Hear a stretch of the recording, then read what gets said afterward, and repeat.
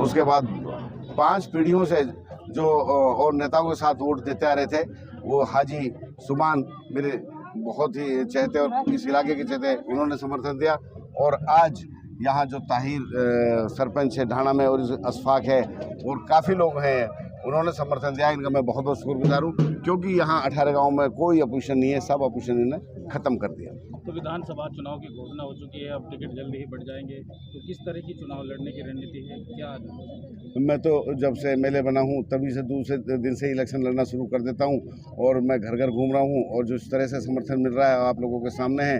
और रणनीति जो जिस तरह से मेरी पूरी टीम है वो बनाएगी, जब टिकट फाइनल हो जाएंगी नॉमिनेशन भरने के बाद, उस नीति के अनुसार हम काम करेंगे। पिछले 10 साल से लगातार भाजपा सरकार रही है, मेवात में विकास की बात करें और आपकी जो जिस तरह विधानसभा में मुद्दे उठाए हैं, तो किस तरह विकास कार्य कराए हैं, आगे क्या रणनीति रहेगी? ऐसा है, मैंने अपनी विधानसभा का कोई भी ऐसा मुद्दा नहीं छोड़ा सरकार के सामने जो नहीं रखा है। विधानसभा कमेटी में मेंबर होने की वजह से वहाँ से मैंने काफ़ी काम कराए हैं। जैसे 228 करोड़ का पेयजल था 52 गाँवों के लिए, वो मैंने पूरा करा लिया है। 7.5 करोड़ का जो नहरें ख़राब थी वो पूरा करा लिए, जो पंप थे वो बदलवा लिए। और आपके जो जैसे हमारे पास अनाज मंडी में सरसों गेहूं की खरीद नहीं होती थी, फिरोजपुर झिरका में हम या तो ताड़ू बेचने जाते थे या हम पुराना बेचने जाते थे, उसको सबसे पहले मैंने मंजूरी दिलाई।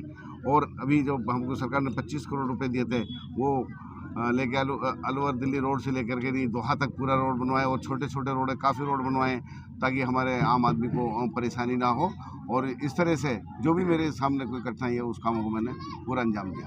विधायक जी, आप पिछले लगातार 5 साल से विधायक बने, तो जब से जनता के बीच डोर टू डोर अभियान हो, चाहे घर घर कांग्रेस हर घर कांग्रेस अभियान हो, जनता के बीच रहे हैं। लेकिन देखा जाए तो जो दूसरे जो आपके विरोधी नेता हैं वो जनता के से दूर हैं, दूर नजर आ रहे हैं, अभी तक भी जनता के बीच नहीं है, तो क्या करें? मेरे ख्याल से उसकी तो जनता ही बताएगी, आपको जनता से पूछे तो अच्छा होगा।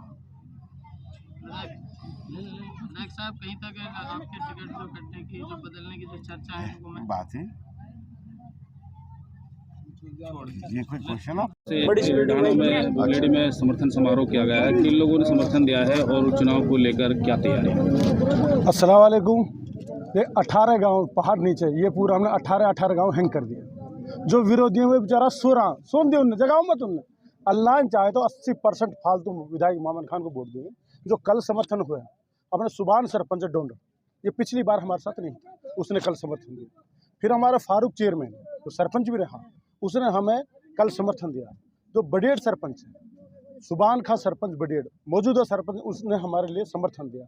मैं तो यूँ कह रहा हूँ, पहले हमने 48% वोट दिया था, और हमारे साथ अब जैसे अब ताहिर है ढाणा, ये भी नहीं था।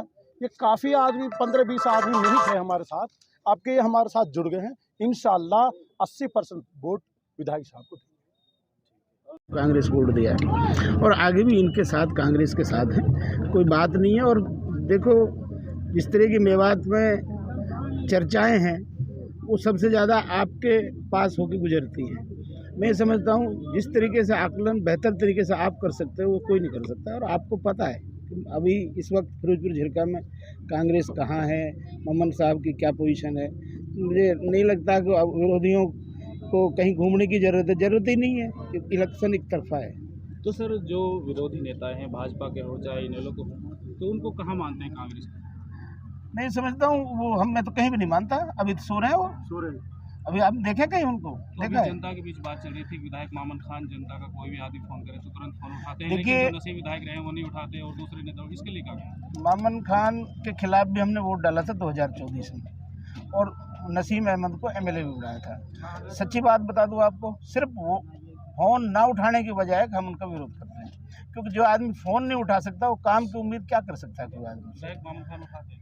विधायक मामन खान रात को 2 बजे फ़ोन उठाते हैं, और बाई दी वे सो रहे हैं या कहीं मीटिंग में तो बैक कॉल करते हैं, और वो आदमी फ़ोन उठाता भी नहीं और बैक कॉल भी नहीं करता। तो देखो, आप अंतर तो समझिए।